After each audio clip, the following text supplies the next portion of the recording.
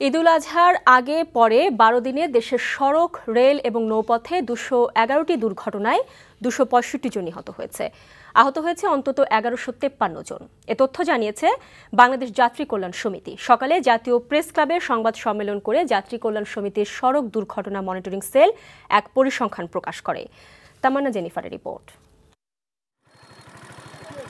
প্রতি বছর আশঙ্কাজনক হারে বেড়ে চলেছে সড়ক দুর্ঘটনা, তবে তা আরও বেড়ে যায় ঈদের দূরপাল্লার যাত্রায়।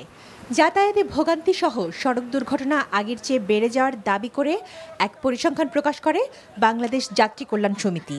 এতে বলা হয়, ঈদ যাত্রার শুরুর দিন ৭ই সেপ্টেম্বর থেকে ঈদ শেষে ১৮ সেপ্টেম্বর পর্যন্ত ১২ দিনে ১৯৩টি সড়ক দুর্ঘটনায় ২৪৮ জন নিহত হয়েছে। আহত হয়েছে ১০৫৬ জন।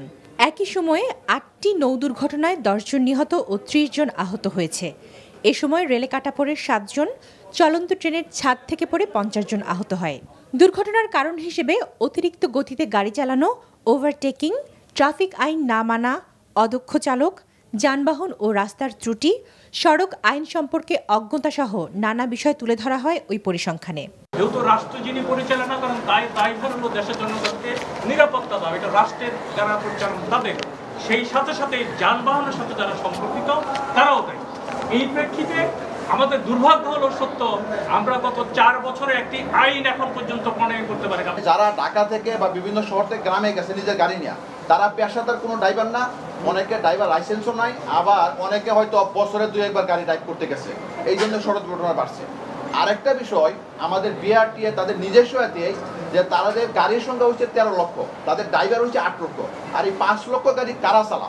একই সড়কে যেখানে দ্রুতগতির যানবাহন চলছে, একই সাথে চলছে নসিমন করিমন, একই সাথে চলছে অযান্ত্রিক যানবাহন, এতে করেই কিন্তু দুর্ঘটনার প্রাণহানিটা বেড়েছে। এখন থেকে আমাদেরকে চালকদেরকেও দক্ষ করে তুলতে হবে, রাস্তাঘাটকে আরও উন্নততর করতে হবে।